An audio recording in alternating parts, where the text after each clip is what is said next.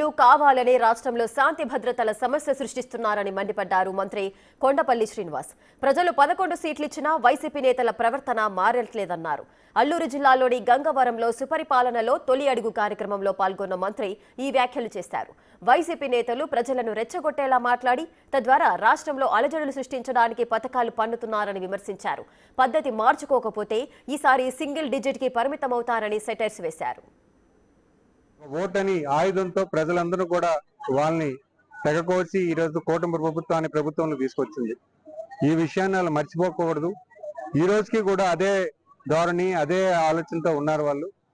ఒక నెల 2 నెలల కాలంగా ఎటువంటి పరిస్థితులు వాళ్ళు పబ్లిక్లోకి వస్తున్నారు, పబ్లిక్ ఎంత అంతరాయం కల్పిస్తున్నారు, వాళ్ళ మాటల విధానం ఎలా ఉంది, ఇవన్నీ కూడా ప్రజానికి వాచ్ చేస్తున్న సంగతి కూడా మర్చిపోకూడదు. ఎందుకంటే ప్రతి ఒక్కరూ కూడా ప్రజలకి మంచి చేకూర్చేలాగా ఒక మంచి సమాజం ఏర్పడేలాగా మాట్లాడాల్సిన అవసరం ప్రతి రాజకీయ నాయకుడికి ఉంటుంది.